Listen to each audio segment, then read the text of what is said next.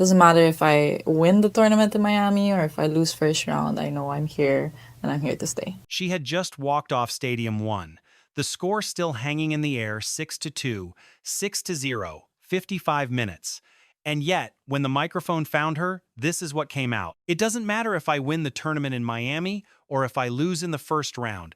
I know I'm here and I'm here to stay. 20 years old, fresh off the worst scoreline of her Indian Wells campaign, and she said that this is the story of why that loss might be the most important moment of Alex Eala's career so far. From the beginning to the end, you played some incredible tennis tonight. Just way too much for her. Before we get to the collapse, let's talk about what she had already survived that week, because context matters here.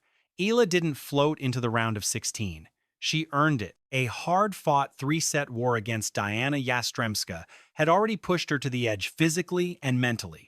That alone would have been enough for most players her age to call the week a success. I was using my serve a lot, obviously putting as much pressure as I could. Then came Coco Gauff, and Gauff didn't finish. She retired at 6-2, 2-0, with Eala in complete control. Just like that, a 2-0-year-old from the Philippines was standing in the last 16 of one of the biggest tournaments on the planet. In the span of a few days, she stopped being just a promising prospect and became a national conversation. Filipino fans packed the stands. The noise around her name grew louder by the hour. And then the draw gave her Linda Noskova. Quick pause. Is Alex Eala your pick to crack the top 10 by the end of 2026? Drop your yes or no in the comments right now. We're coming back to this. When Miami, Madrid, Rome, and Roland Garros start asking the same question. Here's the thing about Noskova. She didn't arrive at that match nervous about the occasion. She arrived prepared to dismantle it. Seeded 14th, she had no interest in being a stepping stone in someone else's breakout narrative. She came in with a game plan and she executed it without mercy. The break came in the very first game. Then another hold, then another. And before Eala could find her footing, it was already slipping away. 8 consecutive games. A 6-2 opening set turned into a 6-0 second. The whole thing was over in 55 minutes. Noskova said it herself afterward. She felt prepared from the very first ball to the very last. Her serve was a weapon, her pressure on the rallies was constant, and she gave Eala absolutely nothing to work with. That is the straightforward version of what happened, but the real story is what Eala did next. Let's not dress it up. The statistics from that match were a masterclass in one player completely controlling another. Noskova served 7 aces. Eala served none. Noskova won nearly 7 out of every 10 points, played 56 of 82. Eala managed just 26, and in the entire match, Eala earned just one break point. One moment where the door cracked open even slightly. Noskova slammed it shut. 100% of break points saved. That is not a close match that went the wrong way. That is a state. There's a certain mercy in a long match. 3 sets, 2 hours, a few momentum swings, at least you can tell yourself it was close. At least the story feels complicated. This wasn't complicated. 55 minutes on Stadium 1 at Indian Wells. It was quick enough to feel like a blur and slow enough to feel like every single point was intentional. There was no gray area, no what if, just the score. When the last point ended, Eala dropped the ball to the ground. It sounds small, but watch that moment again.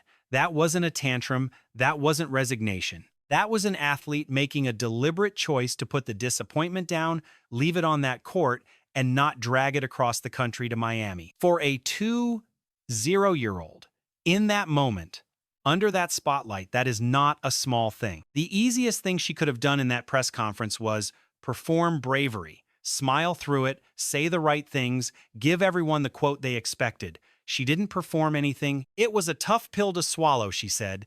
No sugarcoating. But then, in the very next breath, I do leave with happiness. I made the 4th round of Indian Wells. That's something I'm genuinely proud of. Both things, completely true, said at the same time. That is not a rehearsed answer. That is someone who actually knows who they are. And then she said it. The sentence that turned a 6-0 second set into something else entirely. I know I belong here. She called the match a learning experience. She said it wasn't positive, but she believed it would have a positive impact on where she's going.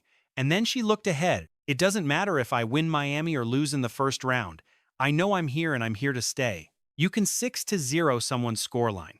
You cannot 6-0 someone's belief, not when they've already decided it doesn't live on the scoreboard. When a 2-0-year-old handles a loss like that, the first reaction is to wonder if she really means it or if she's just saying the right things. That's why the voice of former WTA top 10 player and tennis analyst Coco Gauff matters here. She specifically highlighted Eala's mental fortitude and maturity at Indian Wells, and Gauff has been in enough press conferences to know the difference between words and character. She wasn't grading a backhand. She was recognizing the one thing that outlasts bad results. This moment was never just about a tennis match for Filipino fans. BNP Paribas Open's own coverage noted that supporters turned up in droves across her matches, filling seats, making noise, treating every Eala point like it belonged to all of them. So when she walked off that court at 6-0 and still held her head up, it didn't just feel like her spine staying straight. It felt like everyone who came to watch her standing a little taller too. That is the kind of athlete you build a fan base around. Miami is already circled. And after that, Madrid, Rome, Roland Garros. The clay season doesn't ask for good weeks, it asks for proof over time. Here's the honest prediction. If Eala keeps making deep runs and keeps showing up to the press conference the way she showed up after Noskova the ranking climbs, it has no choice. Consistent second weeks are how top 20 happen. And when you factor in that Rafael Nadal's own reaction to her earlier this season was reportedly framed as a legend, recognizing what tennis is about to inherit that is not hype anymore. That is pattern recognition from someone who knows exactly what it takes. So let's run it back one more time. 8 straight games. A 5-minute dismantling. A ball dropped quietly to the court.